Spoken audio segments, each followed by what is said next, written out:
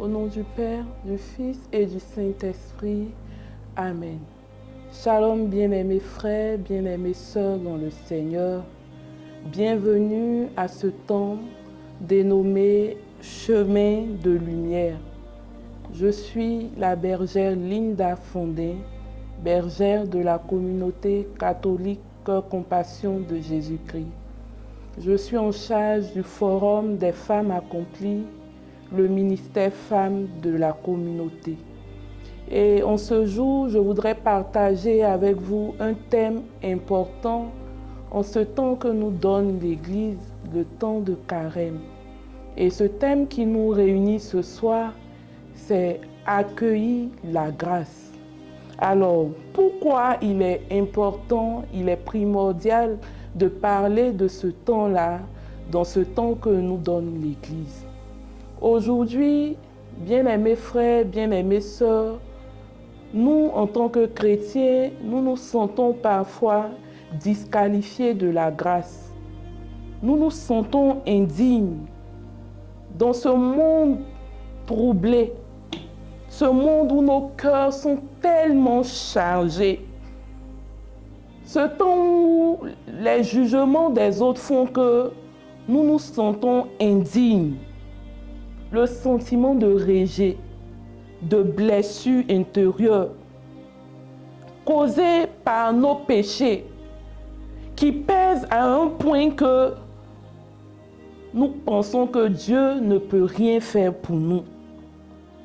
Le fardeau du passé, la culpabilité, la soif d'amour que nous recherchons au travers de nos relations, qu'elles soient amicales, professionnelles ou relationnelles. Et souvent, on se demande, est-ce qu'on aura une seconde chance? Est-ce que la grâce est pour nous? Est-ce que Dieu peut encore m'aimer? Et en ce soir, bien-aimés frères, bien-aimées sœurs, je viens répondre à cette question que nous nous posons souvent. Oui, Dieu t'aime. Oui, la grâce triomphe du jugement. Oui, tu as peut-être mal commencé. Tu as peut-être fait des choses dont tu n'es pas fier. Mais sache que Dieu ne regarde pas à ta vie passée. Alors, je nous invite à ouvrir nos cœurs à la méditation de cette parole que Dieu nous donne aujourd'hui. Il utilise Jean le chapitre 4, le verset 10, qui parle de la rencontre de Jésus avec la Samaritaine pour s'adresser à tous, autant que nous sommes. Alors, pour mieux comprendre notre thème, nous allons nous appuyer sur la parole de Dieu et, comme je le disais, tirer du livre de Jean, le chapitre 4, mais nous allons remonter au verset 7 jusqu'au verset 15 pour mieux comprendre de quoi il est question. Alors, je lis la parole de Dieu qui dit: Une femme de Samarie vint pour puiser de l'eau. Et Jésus lui dit: Donne-moi à boire. Ses disciples étaient allés à la ville acheter de quoi manger. La femme samaritaine dit à Jésus: Mais tu es juif. Comment oses-tu donc me demander à boire, moi, une Samaritaine? En effet, les Juifs n'ont pas de relation avec les Samaritains. Jésus lui répondit, si tu connaissais ce que Dieu donne et qui est celui qui te demande à boire, c'est toi qui lui aurais demandé de l'eau et il t'aurait donné de l'eau vive. La femme répliqua: Maître, tu n'as pas de seau et le puits est profond. Comment pourrais-tu avoir cette eau vive? Notre ancêtre Jacob nous a donné ce puits. Il a bu lui-même de son eau. Ses fils et ses troupeaux en ont bu aussi. Penses-tu être plus grand que Jacob? Jésus lui répondit, quiconque boit de cette eau aura de nouveau soif. Mais celui qui boira de l'eau que je lui donnerai n'aura plus jamais soif. L'eau que je lui donnerai deviendra en lui une source d'où jaillira la vie éternelle. La femme lui dit, Maître, donne-moi de cette eau pour que je n'ai plus soif et que je n'ai plus besoin de venir puiser l'eau ici. Parole du Seigneur, nous rendons grâce à Dieu. Alors, comme je le disais à l'entame, nous, en tant que chrétiens, nous avons beaucoup de croyances limitantes. Comme cette Samaritaine, nous nous sentons disqualifiés de la grâce. Alors, on va entendre certaines personnes dire, j'ai trop péché. Dieu ne peut pas me pardonner. Alors, penses-tu que de tout ce que tu as fait dans ta vie, la grâce n'est plus possible pour toi? Si oui, reste jusqu'au bout de ce message. Il y a certains chrétiens aussi qui vont dire que mon passé me condamne. Alors, quand tu regardes dans ta vie antérieure, les choses que tu as pu faire, les choix que tu as pu opérer, certaines décisions que tu as pu prendre, font que tu te demandes, est-ce que Dieu peut me pardonner? Tu as peut-être été autrefois braqueur. Tu as été peut-être une fille de joie, comme on le dit dans notre jargon ivoirien. Tu as fait certaines choses qui, pour toi, font qu'aujourd'hui, Dieu ne peut rien faire pour toi. J'aime bien cette chanson de José qui dit « Tous les oiseaux mangent du mil. » Mais c'est celui qu'on a attrapé sur le mil qu'on a appelé mange-mil. Pour dire quoi? Pour dire que nous tous, autant que nous sommes, et même en tant que chrétiens, en tant que bergers, nous péchons. Mais lorsque on a une petite information sur la vie de quelqu'un, on s'érige en juge, oubliant que nous-mêmes, nous sommes aussi pécheurs. Et on va juger cette personne jusqu'à ce que la personne se sente indigne de la grâce. Alors, à toi qui penses que ton passé te condamne et que rien n'est possible, je viens t'annoncer cette bonne nouvelle. La grâce est aussi disponible pour toi. Il y a certaines personnes qui disent que Dieu m'a abandonné. Dieu aime les autres. Il leur donne tout ce qu'il faut. Les gens de mon âge sont à certains postes. Ils ont des voitures, ils ont des villas. D'autres sont mariés, ont des enfants. Mais jusque-là, rien ne va dans ma vie. J'ai l'impression que la grâce, c'est pour les autres et non pas pour moi. Je viens t'annoncer une très bonne nouvelle. La grâce est aussi disponible pour toi. Il y a des gens aussi qui vont dire, « Ah, moi je ne suis pas assez spirituel. » Quand je regarde les autres, vraiment ils sont à un certain niveau. Est-ce que Dieu peut me pardonner? Pour nous, c'est le temps de prière. C'est-à-dire que si moi je fais par exemple 5 minutes dans la prière et que je vois d'autres qui font 1 heure, 2 heures de temps, je pense qu'ils sont plus aptes à bénéficier de la grâce que moi qui n'arrive pas à le faire. Mais il faut que tu saches, bien-aimé, que Dieu ne regarde pas à ta longueur de prière au fait. Il regarde à la sincérité de ton cœur, à l'état de ton cœur. Donc, ce n'est pas pour le fait que tu ne pries pas 2 heures que tu vas te sentir disqualifié de la grâce au fait. Dieu, il utilise tout le monde et il donne la grâce à tout le monde.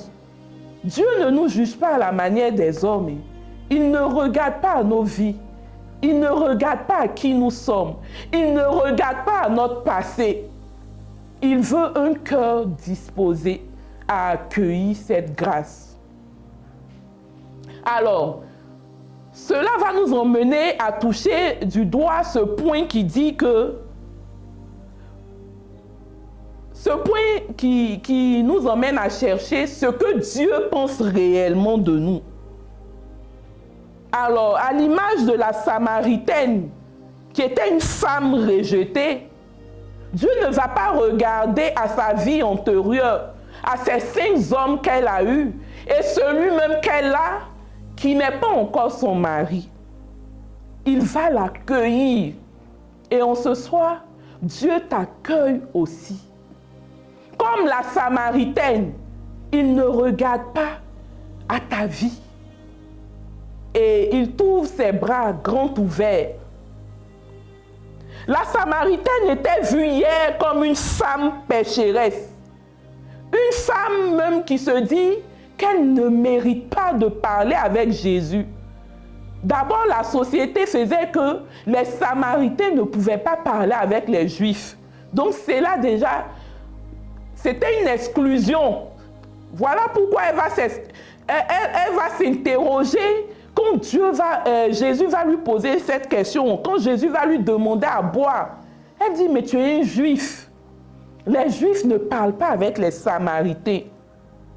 Mais Jésus ne regarde pas cette barrière que les hommes mettent. Et il va échanger avec cette femme.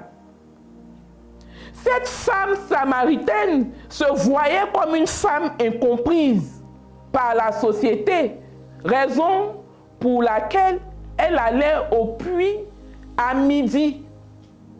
Les autres femmes allaient tôt le matin ou tard le soir.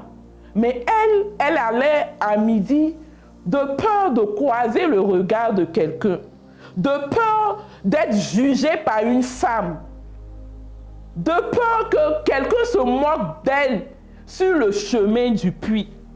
Mais qu'est-ce qui va se passer? Jésus va lui révéler son amour.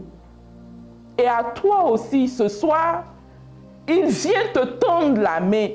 Il vient te remplir de son amour.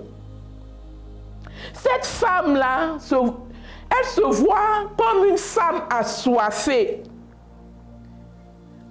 Elle se voit comme une femme assoiffée. Elle voit au-delà de ce que Jésus lui dit ce soir. Et elle lui dit, je veux cette eau vive. Est-ce que nous, en tant que chrétiens, il nous arrive de demander cette eau vive dont nous avons besoin au Seigneur? Est-ce que nous avons le courage de lui dire, je suis faible à tel niveau, il est difficile pour moi de faire tant et que j'ai besoin de ta grâce à ce niveau de ma vie? La Samaritaine a eu le courage de demander cette eau vive. Cette femme était une femme rejetée. Certainement qu'elle n'avait personne avec qui échanger.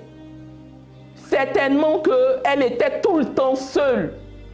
Mais quand elle va parler avec Jésus et que sa vie va changer, elle est cette femme-là qui porte la bonne nouvelle. Elle devient une messagère de la parole divine, de cette grâce qu'elle a reçue. Pour dire quoi? La grâce transforme. Une transformation radicale. Une transformation c'est-à-dire immédiate. On l'a vu avec Paul, qui s'était érigé en persécuteur des chrétiens, qui s'était donné comme mission de malmener les chrétiens. Et quand il était en chemin sur la route de Damas, il va faire la rencontre d'un homme. Il va faire la rencontre de Jésus. Et la Bible nous dit que, à la suite de cette rencontre, Paul va être transformé de manière radicale. Et celui-là qui hier était le persécuteur des chrétiens va devenir celui-là même qui annonce la parole avec puissance.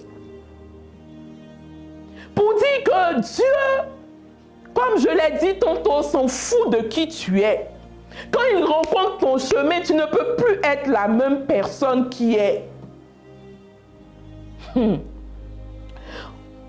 En partageant tous ces thèmes-là, on se rend compte que le regard de Dieu sur nos vies n'est que amour, pardon et restauration. Il n'est que pardon, amour et restauration.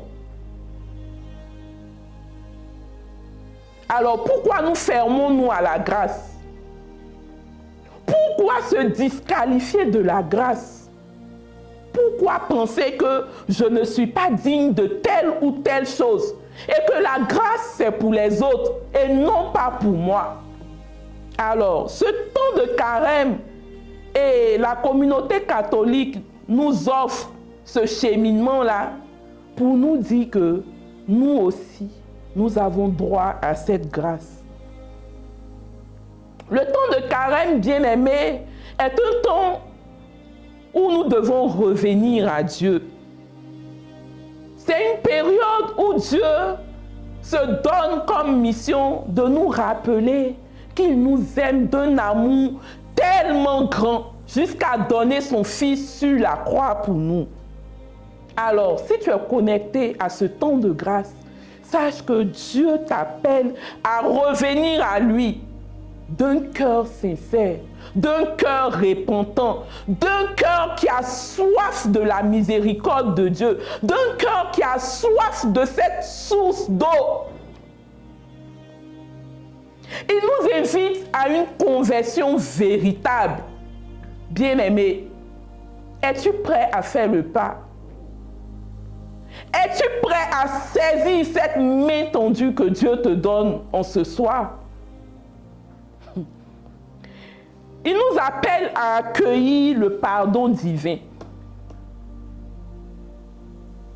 À toi qui pensais que tes péchés sont tellement graves que Dieu ne peut rien faire, il te tend la main ce soir.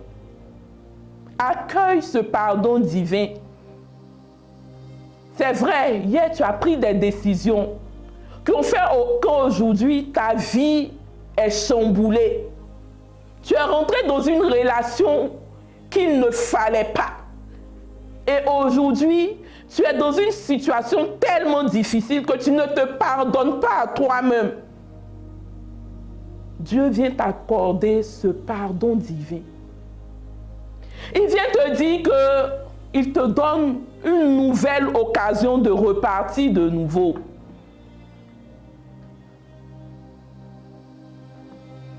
Il veut te rencontrer personnellement, bien-aimé, comme il a fait avec cette Samaritaine. Est-ce que tu es prête à déposer tes fardeaux au pied de sa croix et à vivre ce temps de renouveau spirituel qu'il te propose? Ce qui nous emmène à toucher notre troisième et dernier point, qui est comment accueillir la grâce malgré nos péchés. En premier, pour accueillir la grâce,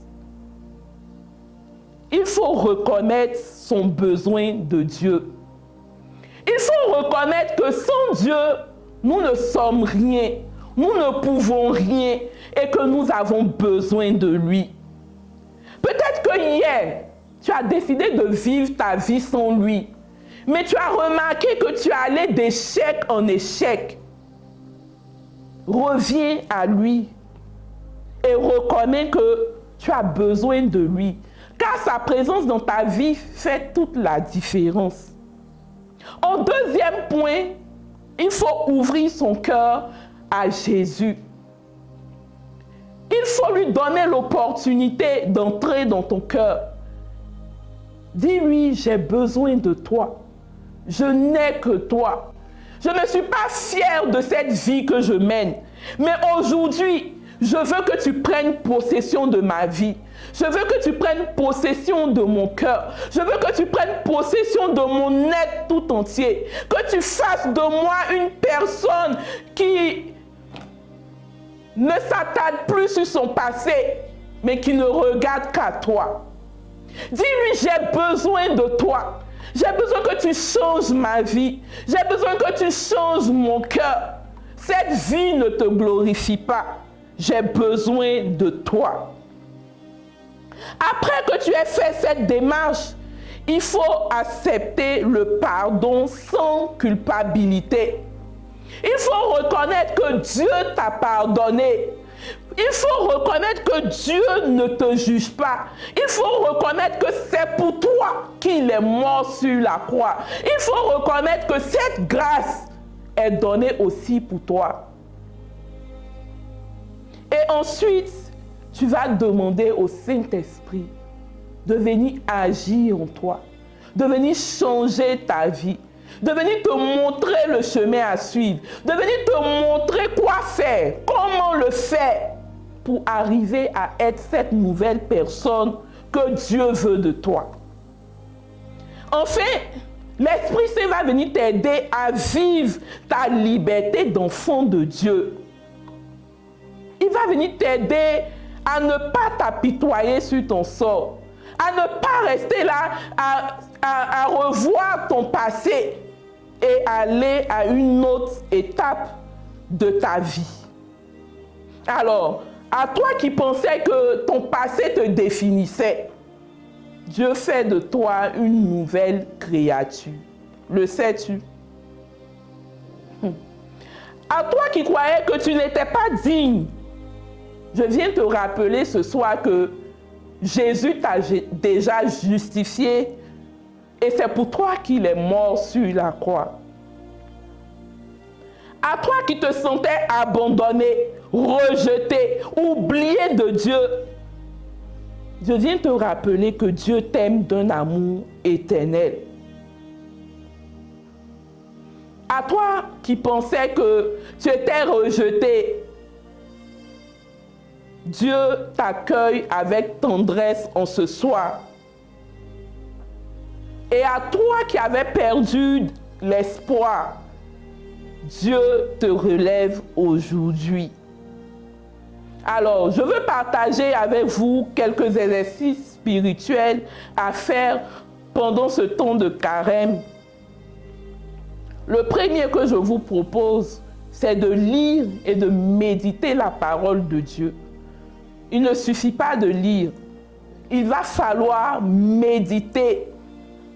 Du texte que nous avons partagé aujourd'hui, Jean le chapitre 4, prends une phrase qui te touche vraiment, écris-la quelque part et approprie-toi cette phrase.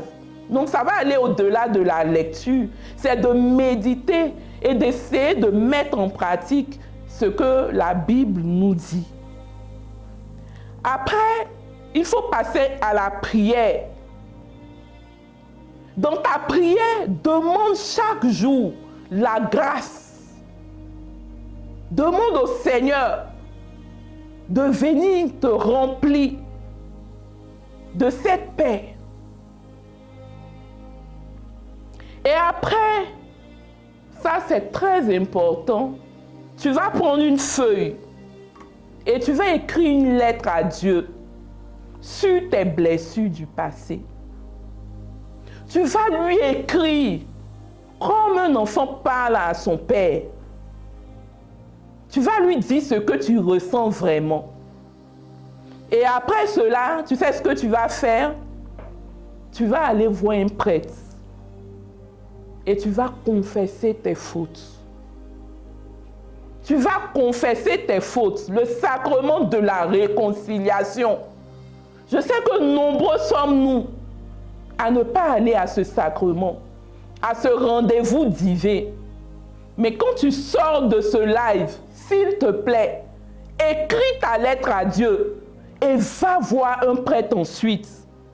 Accepte de te confesser, de tout déposer à ses pieds et d'accueillir ce pardon que Dieu te donne. Et après tout cela, il faut apprendre à faire silence pour écouter Dieu. Et à cet effet, je veux inviter toutes les femmes dans ce live à participer à ce temps de retraite que la communauté catholique Cœur Compassion de Jésus-Christ propose par le biais du Forum des femmes qui aura lieu du 28 au 30 mars chez les pères ICMA. Et le thème, c'est « Monte sur la montagne et laisse-toi transformer », tiré de Matthieu, le chapitre 17, le verset 1. À toutes les femmes, vous êtes conviées à ce grand temps où vous allez vous retirer, où vous allez faire silence et laisser Dieu transformer vos cœurs pour être une meilleure version de vous. Et ensuite, comme la Samaritaine, quand tu reçois la grâce, il faut témoigner de cette grâce. Alors, quand Dieu te fait grâce, il faut pouvoir partager cette grâce dans ton entourage. Alors, tu vas traduire tout ce que tu auras vécu là, dans ce temps de carême, dans ton entourage, dans ton lieu de travail, dans ta famille. Voilà, en tout cas, tu vas faire profiter de cette grâce-là à tous ceux qui vont croiser ton chemin. Alors, pour conclure, il faut savoir que Jésus s'adresse aussi à toi aujourd'hui. Il te dit, comme à la Samaritaine, si tu savais le don de Dieu.